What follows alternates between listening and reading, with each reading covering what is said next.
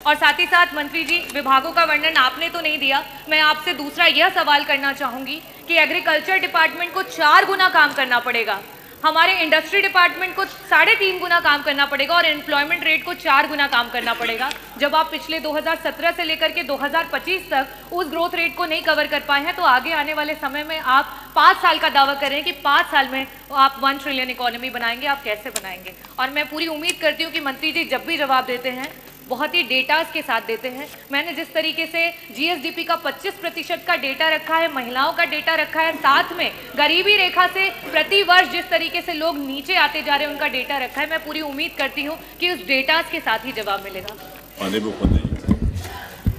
अध्यक्ष जी, माननीय सदस्य ने जो प्रश्न किया है वो बहुत महत्वपूर्ण प्रश्न है, लेकिन माननीय सदस्य स्वयं तैयार करके इस प्रश्न को लेकर के नहीं आई है। उनको तथ्यों की जानकारी होनी चाहिए कि उत्तर प्रदेश ने $1 ट्रिलियन की इकोनॉमी बनाने के लक्ष्य को रखा है और भारत 3 नहीं बल्कि 5 ट्रिलियन की इकोनॉमी बनने के दिशा में अग्रसर हुआ है। आपकी पीड़ा को मैं समझ सकता हूं, क्योंकि जो आपके नेता बोलते हैं कि भारत कभी विकसित देश नहीं बन सकता, तो आप तो उनका अनुसरण करेंगे ही करेंगे कि उत्तर प्रदेश कभी $1 ट्रिलियन की इकोनॉमी नहीं बन सकता। ये वक्तव्य आपका अपनी पार्टी के अनुसार, समाजवादी पार्टी की मंशा के अनुरूप उपयुक्त ही है, लेकिन भारत आज दुनिया की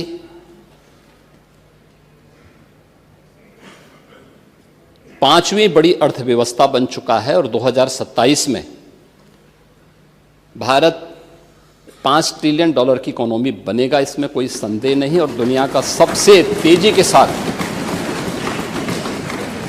उभरती हुई अर्थव्यवस्था के रूप में सर्वाधिक ग्रोथ रेट के साथ भारत आज दुनिया की एक बड़ी अर्थव्यवस्था के रूप में आगे बढ़ रहा है। और मुझे लगता है कि 140 करोड़ भारतवासियों को इस पर गौरव की अनुभूति होनी चाहिए। हो सकता है कुछ लोगों को इसमें अच्छा नहीं लग रहा हो, क्योंकि जिनका अपना पर्सनल एजेंडा होता है वह देश के विकास को अच्छा नहीं मानेंगे, लेकिन आदरणीय प्रधानमंत्री जी की प्रेरणा से, उनके विजन के अनुरूप उत्तर प्रदेश ने भी $1 ट्रिलियन की इकोनॉमी बनने की दिशा में एक बड़े कार्यक्रम को आगे बढ़ाया है। हमने 2022 से इसके लिए एक व्यवस्थित कार्य योजना को आगे बढ़ाया है और उसके अनुरूप सरकार ने अपने कार्यक्रम को तेजी के साथ 10 सेक्टर में हमने इन कार्यक्रमों को आगे बढ़ाया है। और मुझे लगता है कि आपके जो उत्तर आपको यहाँ से भेजा गया होगा उसमें विस्तृत रूप से दिया गया है कि 10 सेक्टर जो बनाए गए हैं, हर सेक्टर में कोई ना कोई अपर मुख्य सचिव या प्रमुख सचिव स्तर का अधिकारी उसकी नियमित मॉनिटरिंग करता है।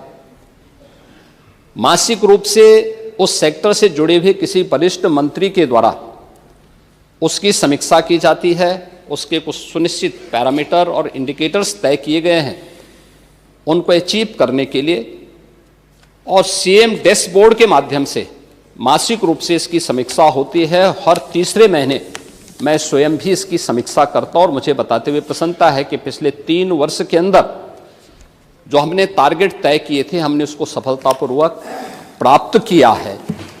इसी का परिणाम है कि जब हमारी सरकार आई थी 12 लाख करोड़ की उत्तर प्रदेश की जो इकोनॉमी थी, इस वित्तीय वर्ष के अंत में वह 27.5 लाख करोड़ की इकोनॉमी बनकर के उभरेगी। और यह उन स्थितियों में जब हो रहा है जब पूरी दुनिया आर्थिक मंदी के दौर से इस देश दुनिया की वैश्विक महामारी कोरोना के बाद उस दौर से गुजरी थी। मेरा यह मानना है कि जो ग्रोथ रेट उत्तर प्रदेश की है आज वह देश की सर्वाधिक अच्छी ग्रोथ रेट है। हमने जो 10 सेक्टर बनाए हैं उस सेक्टर में अवस्थापना और औद्योगिक विकास का एक सेक्टर है, जिसमें अवस्थापना और औद्योगिक विकास का भी है, एमएसएमई भी है, इसके अलावा हथकरघा और वस्त्र उद्योग भी है, आईटी एंड इलेक्ट्रॉनिक्स भी है, सिविल एविएशन भी है, पीडब्ल्यूडी और एनआरआई से संबंधित ये सभी विभाग इस सेक्टर के अंतर्गत रखे गए हैं और जिसकी समीक्षा स्वयं यहाँ पर एपीसी के स्तर पर होती है। दूसरा सेक्टर है जो कृषि और कृषि से जुड़े हुए जितने भी उसके अन्य सहयोगी संस्थान हैं, ये सभी उसके अधीन लाए गए हैं। उद्यान है, खाद्य प्रसंस्करण है, रेशम विकास है, पशुधन है, डेयरी है, फिशरीज हैं, सिंचाई और जल संसाधन और कोऑपरेटिव को भी इसके साथ जोड़ा गया है। दूसरा सेक्टर ये रखा गया है। तीसरा सेक्टर सामाजिक सुरक्षा से जुड़ा हुआ है, जिसमें समाज कल्याण विभाग से जुड़ा हुआ जितना भी सोशल सेक्टर से जुड़े हुए जितने भी विभाग हैं उन सबको इसके साथ जोड़ा गया है। चौथा विभाग नगरीय विकास से जुड़ा हुआ है, जिसमें आवास और शहरी विकास का भी है, रोजगार और गरीबी उन्मूलन का भी है, वन, पर्यावरण और जलवायु परिवर्तन से जुड़े हुए क्षेत्र को भी, इन सभी को इस सेक्टर के साथ जोड़ा गया है। और पांचवां ग्राम्य विकास से जुड़ा हुआ है, जिसमें ग्राम्य विकास, पंचायती राज, ग्रामीण अभियंत्रण सेवा, नमामि गंगे और ग्रामीण जलापूर्ति, तार, राजस्व, इन सभी विभागों को इसके साथ जोड़ा गया है। पांचवां विभाग है राजस्व संग्रह से संबंधित, जिसमें राजस्व कर और निबंधन से संबंधित स्टैंप एंड रजिस्ट्रेशन का है, एक्साइज का है, परिवहन का है और भी अन्य जितने भी कर और करेतर राजस्व से जुड़े हुए जितने भी विभाग आते हैं सबको इसके साथ जोड़ा गया है। पांचवां शिक्षा का है, जिसमें हर प्रकार की बेसिक, माध्यमिक, उच्च, टेक्निकल और वोकेशनल एजुकेशन को इसके साथ जोड़ा गया है। स्पोर्ट्स को भी इसके साथ जोड़ा गया है। आठवां जो सेक्टर है वह विविध क्षेत्र में है, गृह विभाग, गृह है, कारागार है, इसमें अन्य जितने भी विभाग आते हैं इन सबको इसके साथ जोड़ा गया है। नौवां विभाग है चिकित्सा स्वास्थ्य का, जिसमें चिकित्सा स्वास्थ्य का है, परिवार कल्याण का है, मेडिकल एजुकेशन है, आयुष का है, महिला और बाल विकास का है। और 10वां सेक्टर है जो सर्विस सेक्टर है, टूरिज्म का है। इन सभी को इसके साथ जोड़ करके एक व्यवस्थित कार्य योजना को आगे बढ़ाने का कार्य किया गया है। हम सबको इस पर गौरव की अनुभूति करनी चाहिए कि प्रधानमंत्री मोदी जी के नेतृत्व में 10 वर्ष में इस देश ने 25 करोड़ लोगों को गरीबी रेखा से उभारने में सफलता प्राप्त की है। और पिछले 8 वर्ष में हमारी सरकार ने 6 करोड़ से अधिक लोगों को गरीबी रेखा से ऊपर उठाने में सफलता प्राप्त की है। ये चीजें दिखाती हैं कि हर एक सेक्टर में बदलाव हुआ है और उन्हीं को ध्यान में रख करके उत्तर प्रदेश की इस पोटेंशियल को आज जिसको देश और दुनिया देख रही है, महाकुंभ के इस आयोजन के साथ हम जोड़ के देख सकते हैं।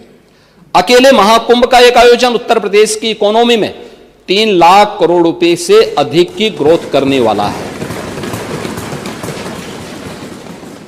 महिलाओं पे स्वावलंबन की दिशा में जो कार्य हुए हैं, अकेले उत्तर प्रदेश पुलिस भर्ती में 20% भर्ती अनिवार्य रूप से महिलाओं की हुई है।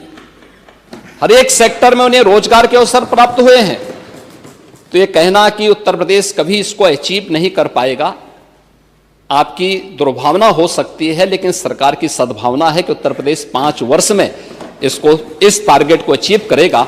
और 2029 में जिस उत्तर प्रदेश के इस संसाधनों से भरपूर उत्तर प्रदेश को, प्रकृति और परमात्मा की कृपा से ओतप्रोत इस उत्तर प्रदेश को, जिसको आप लोगों ने, समाजवादी पार्टी की सरकार ने और विपक्षी दलों की सरकार ने देश के बीमारू राज्यों की श्रेणी में खड़ा कर दिया था, देश की 6ठी 7वीं अर्थव्यवस्था के रूप में खड़ा किया था, पिछले 8 वर्ष की डबल इंजन सरकार के प्रयास से दूसरी बड़ी अर्थव्यवस्था बना है। और 29 में उत्तर प्रदेश $1 ट्रिलियन की इकोनॉमी भी बनेगा और देश की सबसे बड़ी अर्थव्यवस्था भी बनेगा। इस बात के लिए मैं पूरे सदन को आश्वस्त करता हूं।